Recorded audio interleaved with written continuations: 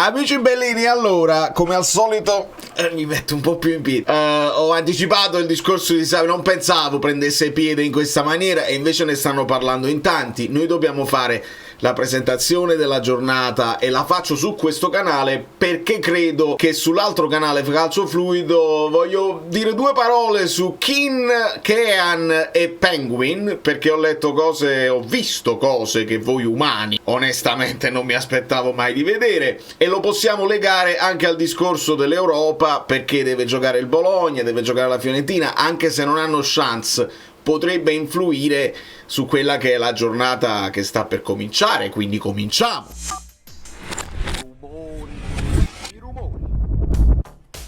Allora, veramente cose pazzesche. Poi ho letto anche che il Napoli ha scritto il presidente De Laurentiis non ha nessun Instagram e che fa tutto quello che esce da là e si spacciano per lui. Ho visto solo questo e non ho visto qual è la notizia che avrebbero spacciato per ufficiale detta da De Laurentiis. Veramente sono giornate in cui si rincorre la qualunque e non capisco il perché. Poi sono uscite anche un po' di voci video da parte di Conte che è andato a Poggioreale e ha parlato anche di cose, insomma, di campo, o meglio di extracampo. Però andiamo a vedere un attimo la giornata di Serie A, che è importante, e poi parliamo di tutto. Facciamo un controllo di quelle che sono le ultime novità e copriamo tutta la cronaca. Allora, Sassuolo-Como, questa è una di quelle partite dove, occhio, mettiamo l'asterisco sul Como perché c'è la Coppa Italia. Martedì c'è Inter-Como, andata 0-0, e la Coppa Italia, onestamente, visto che il Como è un attimo scivolato fuori dal quarto posto, io credo che continueranno a lottare per provare a togliersi questo che è più di uno sfizio anche a livello economico, perché non dimentichiamo che il Como ha speso. Poi bisogna capire se in Europa rientrano quei parametri, questo è un altro tema che dobbiamo tenere presente. Però è lo sfizio di andare a Milano e togliersi una soddisfazione dopo una partita che loro hanno accarezzato anche la possibilità di vincerla, giocando un primo tempo importante e poi perdendosi nel secondo,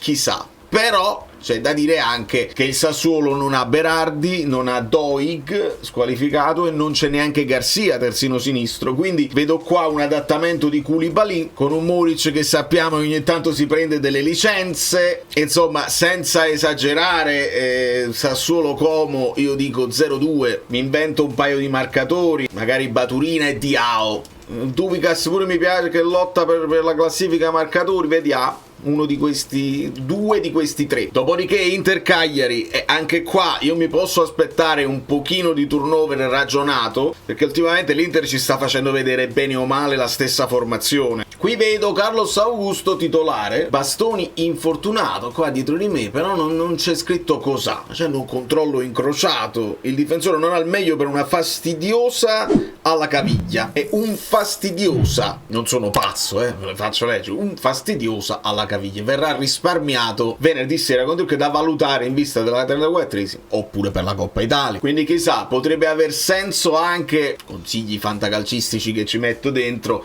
anche pensare a un Mkhitaryan, a un Luis Enrique, non so, Frattesi, ma lo stesso Bonni, che possano dare un po' di respiro a quelli che stanno giocando di più. Bella sfida Palestra di Marco. Palestra è in rampa di lancio e vorrà anche concludere bene la stagione, perché poi si affacciano le squadre che vorranno comprarlo, chissà se resterà all'Atalanta. È un Di Marco che invece è in flessione. Ora ha avuto il momento di flessione, riuscirà a fare di nuovo il salto e a chiudere bene? Vediamo, questa partita è importante proprio per questo. 2-0 per l'Inter, ci può stare un gol di Zielinski contro Caprile, queste storie strane. E visto che ho preso Thuram al Fantalab, gol di Pio Esposito. Sarà bello vedere con chi Mina si azzufferà e creerà schidi di bocchi. Vanno tolte le poltrone, grazie. Anche il tavolo, no? Anche il tavolo, sì, portiamo via anche il tavolo in maniera che lo scompiglio mediatico, sarà sfizioso. C'è Seba Esposito, più Esposito, quindi magari se un gol lo deve fare il Cagliari, magari chissà. Udinese-Parma, e qua sono due squadre che non tengono più nulla a che vedere, perché io ritengo il Parma salvo, l'Udinese è tranquillo, però manca Davis, che per una squadra come il Parma che si chiude, che ti aspetta, poteva fare la differenza per l'Udinese, quindi io mi mantengo basso. Un 1-0 per l'Udinese potrebbe essere un calcio piazzato, sta parlando assai pur di Zaniolo per il Napoli, ma io non lo so.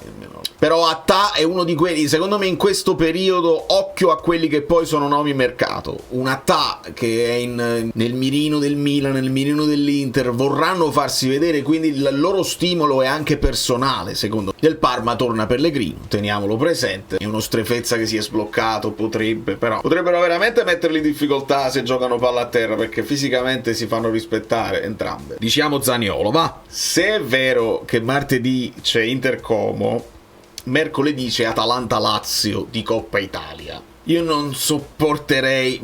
Voi immaginate, con le voci che stanno uscendo, ne ha parlato pure Del Genio, cuoque tu Paolo, cuoque tu. Immaginate steccare la partita con la Lazio in casa, non lo posso proprio sopportare. Quindi ho questa paura da tifoso del Napoli, però a tutti gli effetti non possiamo. Non possiamo proprio. Quindi io mi mantengo basso e dico 1-0 Napoli. Nella Lazio dobbiamo segnalare, guarda la panchina, Ghila, Patrick, Pellegrini, Yusai, Dalebashiro, Belaiane, Beck, Cancellieri, Pedro, Ratkov, Noslin. Hanno perso anche Furlanetto, quindi provvedere, stagione finita. Furlanetto, stagione finita, c'è solo il giovane Motta in porta, c'è la Coppa Italia che incombe, e sul Napoli abbiamo i soliti dubbi, ma li andiamo a sviluppare, tanto oggi è giovedì, tra venerdì e sabato qualche altro dubbio ce lo toglieremo. Io, come promesso, dirò sempre De Bruyne finché non segna. Kevin Zaccagni, che si è fatto mezza partita, dovrebbe giocare. Maldini ancora non è recuperabile, quindi toccherà a Dia. In dubbio Ghila, Barusic anche infortunato, insomma stanno inguaiati.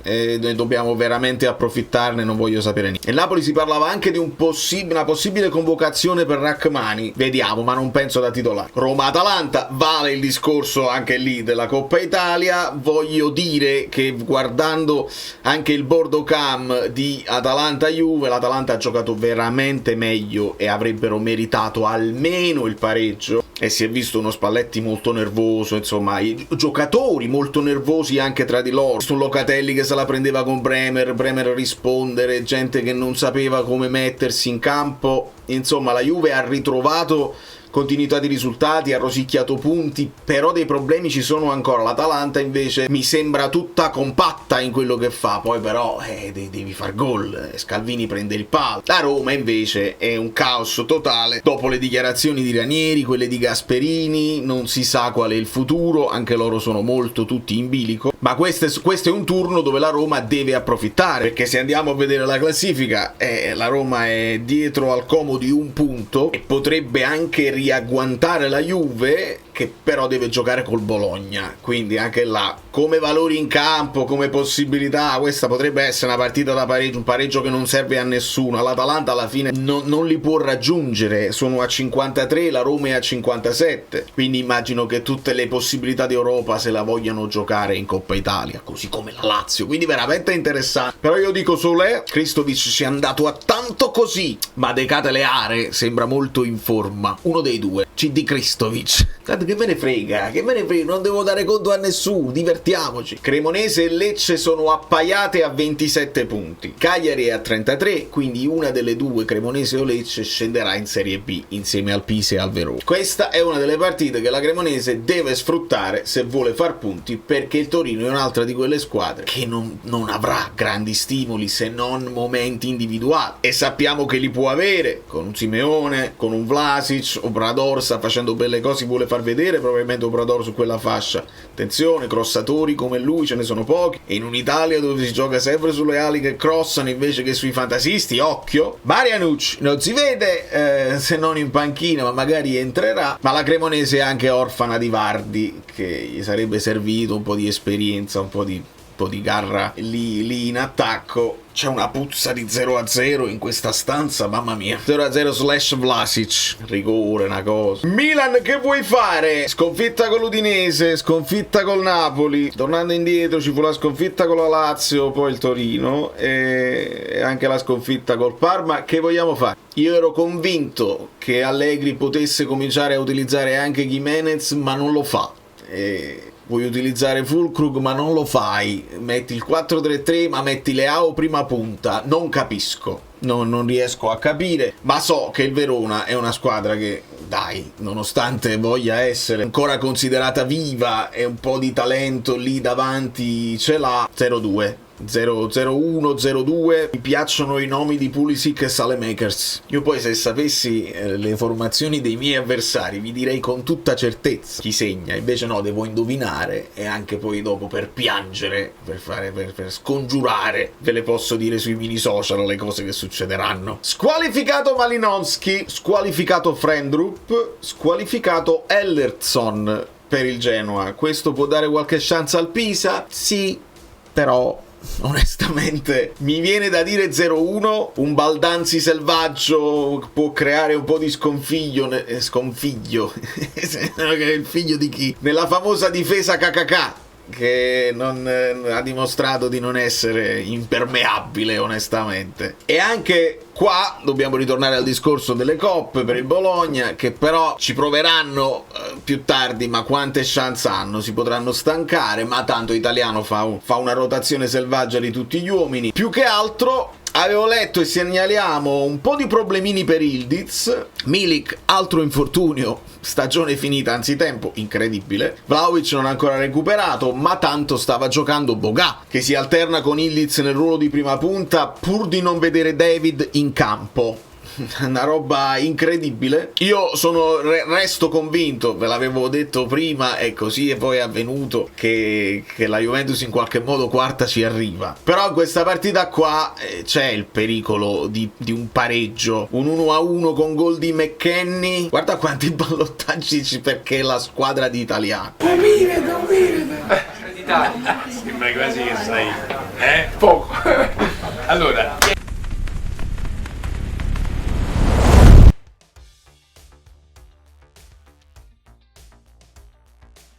sarebbe sfizioso un gol di Bernardeschi, non lo so, tenta la giocata. E poi chiudiamo con Lecce-Fiorentina. Vale il discorso della Cremonese, la Fiorentina credo si possa sentire salva, potrà essere un po' stanca dalle fatiche di Coppa, e il Lecce, se non lo fa adesso, non lo fa più. Keane sempre in dubbio, non solo a questo punto questioni fisiche, ma io mi sono un po' informato perché poi porterò quel contenuto dall'altra parte. Insomma, è la testa che alle volte non lo fa allenare benissimo, e quindi questa alternanza con piccoli, che però non è che si è imposto alla grande, e i giocatori individualmente hanno la possibilità di farla una giocata. Io voglio sperare che il Lecce un gol lo riesca a fare, diciamo 1-1 anche qui. Sarebbe facile dire Gandelman, io lo dico.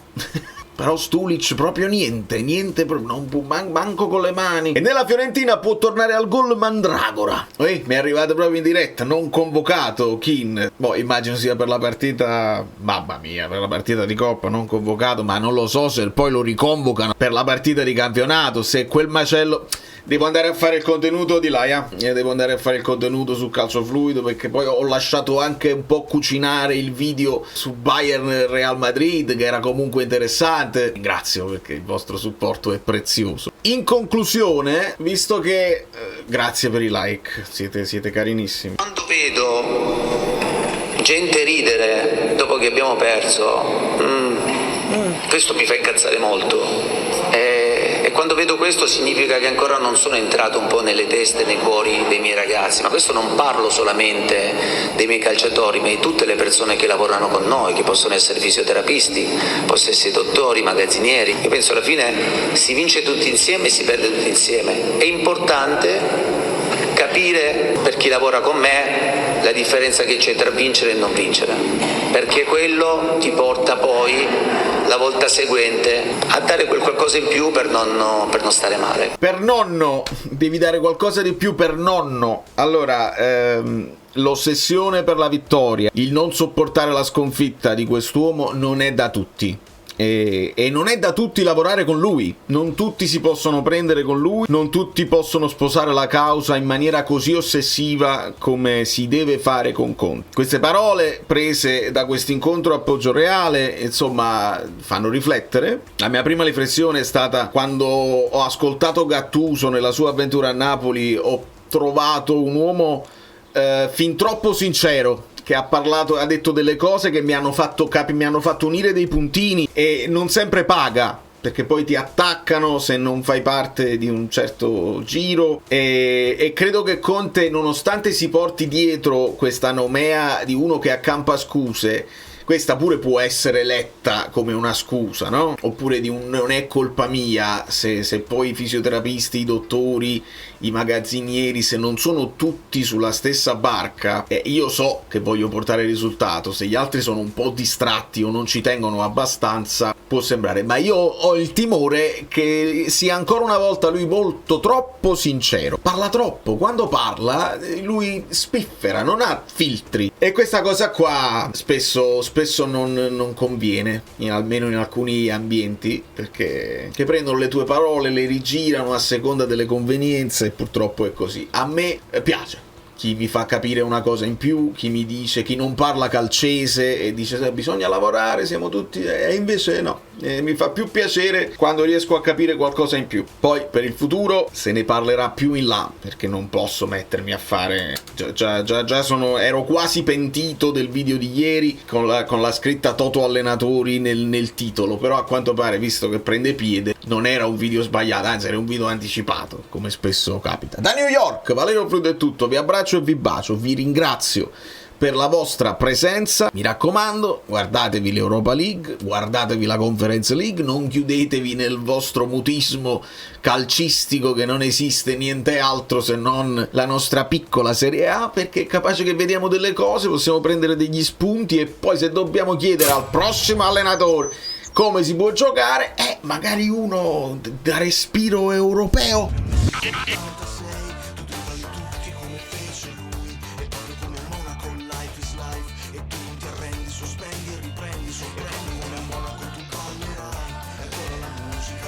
Tutti come la grande mela che